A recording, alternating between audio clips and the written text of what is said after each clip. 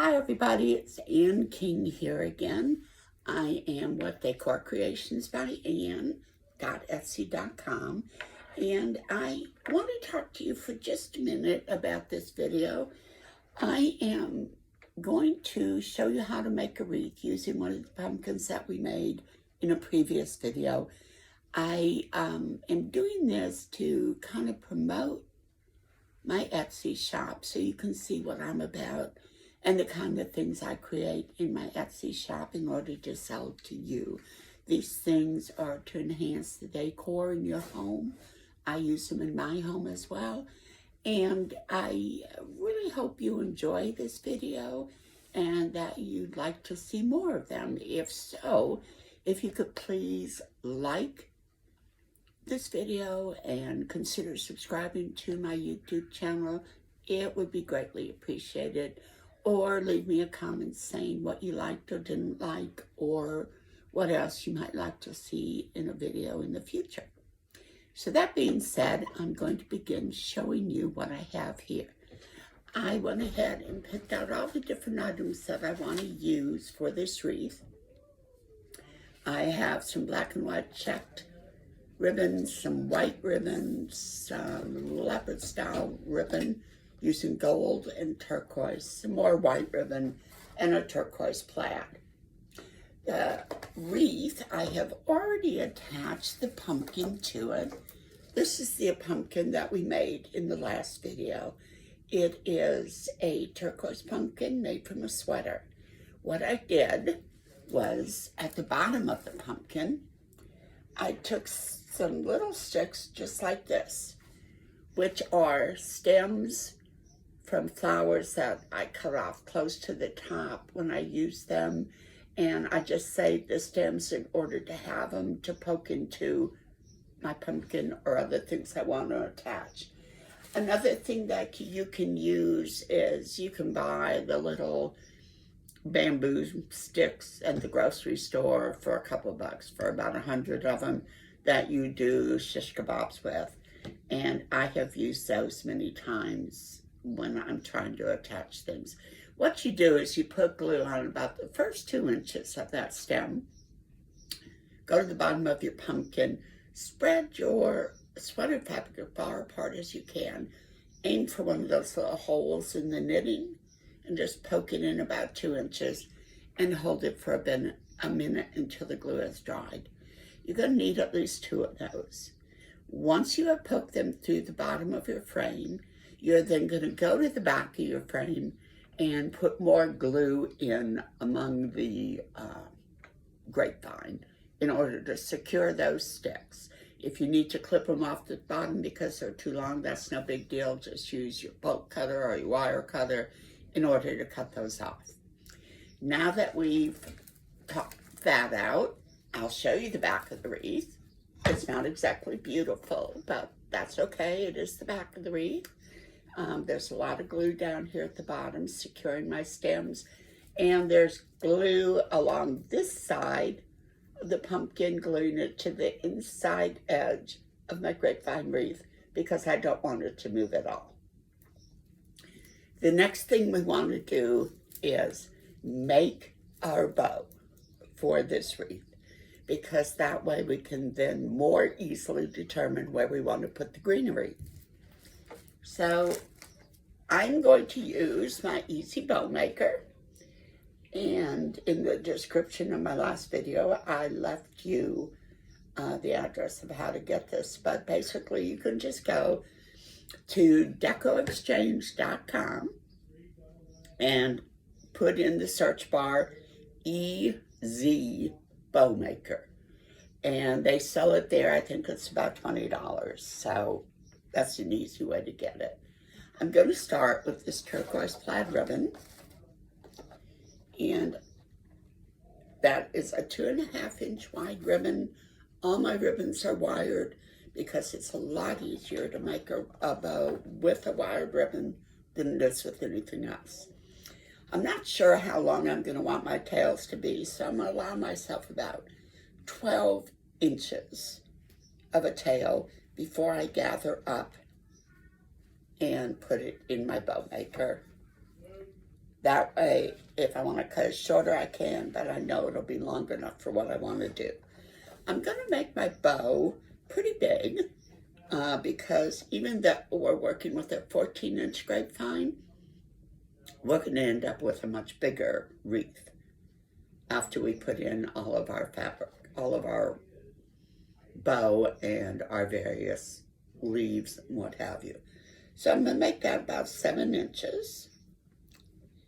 And then I will switch over after my first 2 loops are done.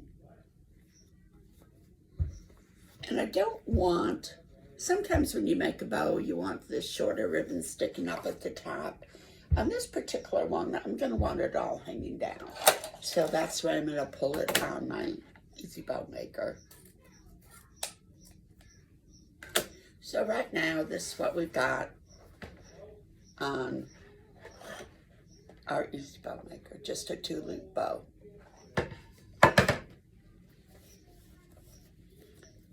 Now I'm going to go ahead and put this ribbon to the side because we're done with it.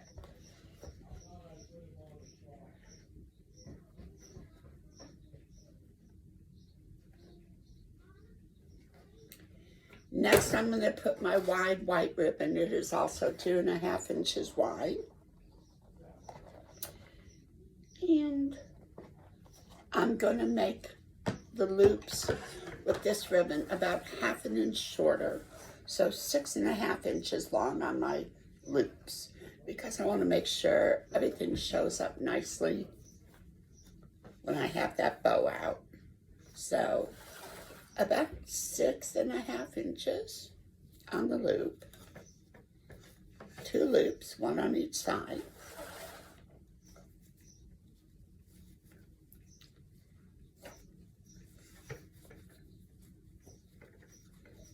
And again, I'm cutting that off at about 12 inches. We'll put that to the side. And then to make this look a little more like fall, I'm gonna add some of the popular black and white checked ribbon. Turquoise, by the way, is, according to people who know, one of the trending colors for fall.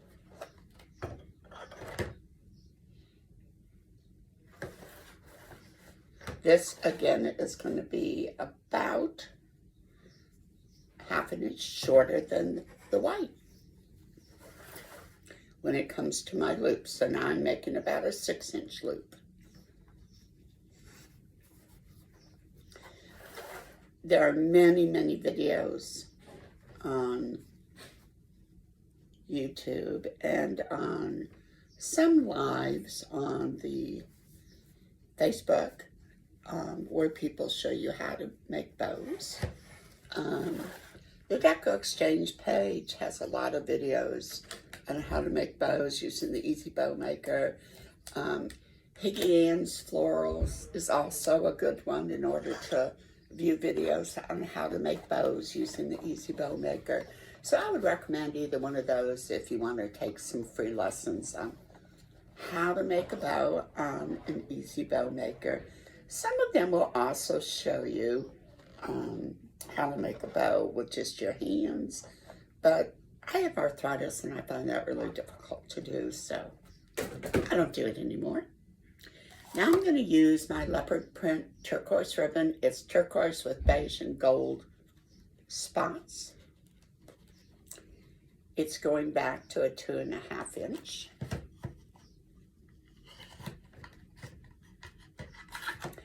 It's going to be, again, about a 1/2 inch shorter than the last ribbon I put on there. So now we're down to about 5.5 inches.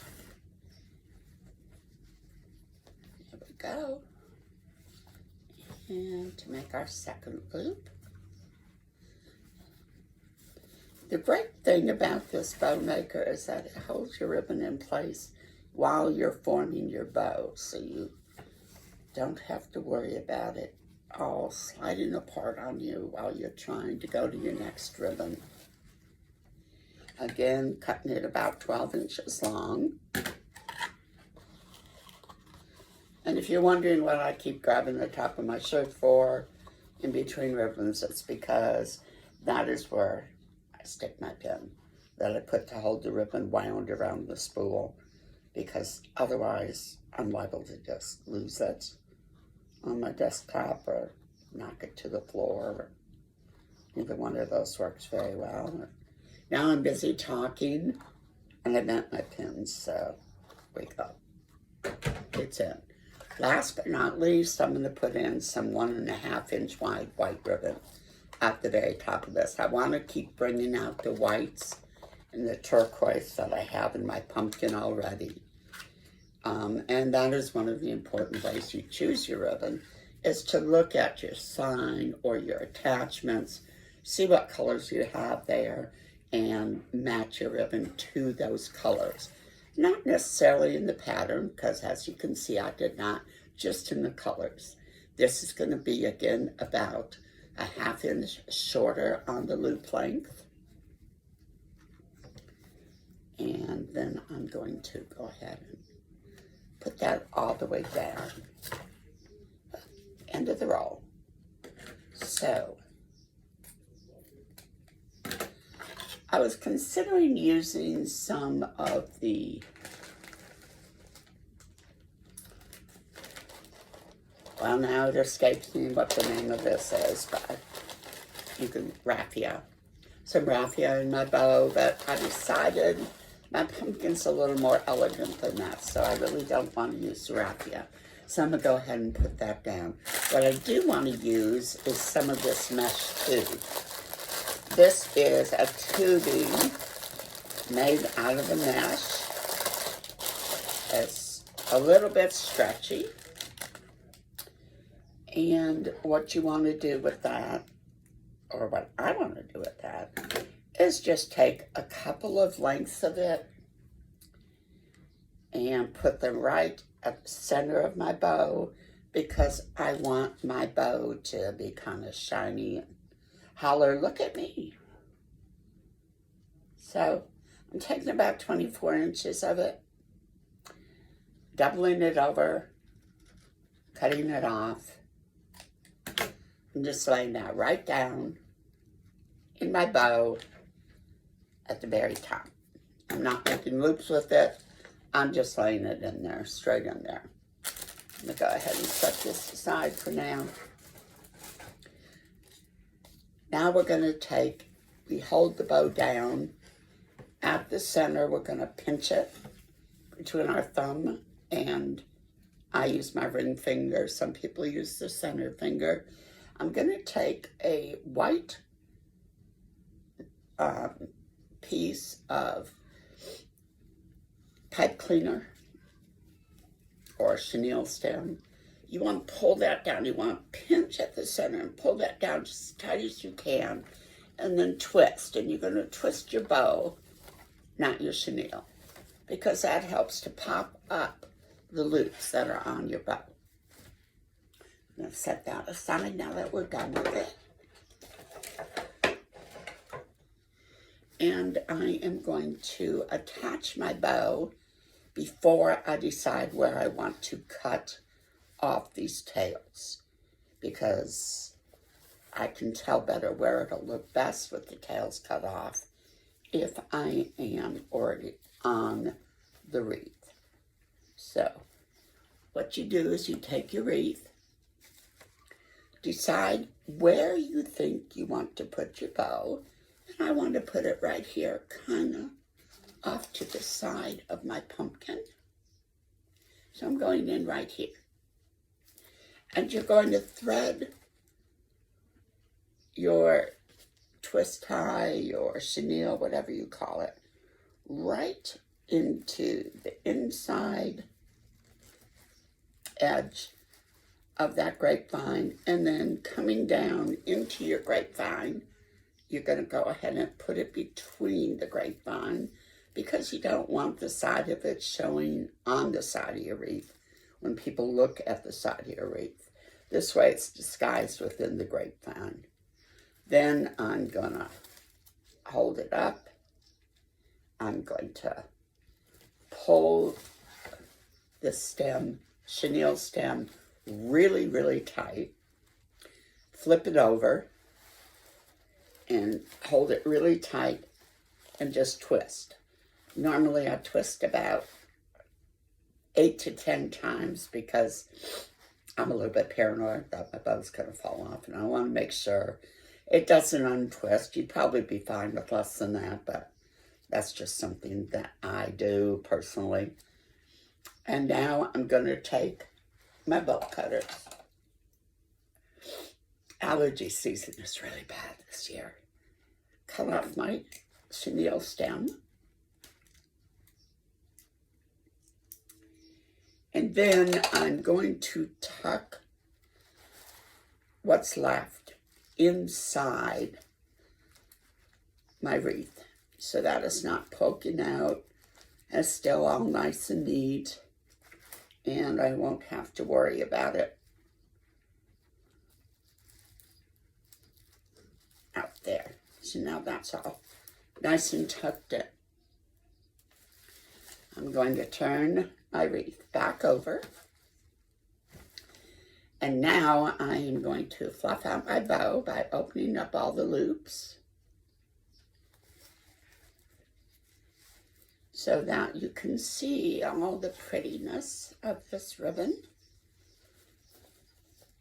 I start at the back layer and work my way forward. And now this, get this. I've got all my tails hanging down. And now I just look at it and decide, how long do I want those to be? I think I want them to be about that long. So what I'm going to do is go ahead and dovetail them. Some of them at a couple inches up from the end, and others at about an inch from the end. Again, you fold your ribbon, and you snip from the fold out to the wire. And that gives you the nice V-shaped dovetail at the end of your ribbon, like this.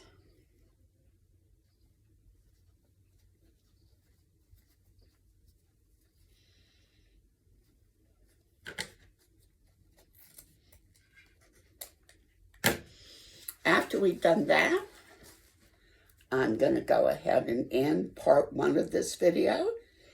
And later on, we will do a part 2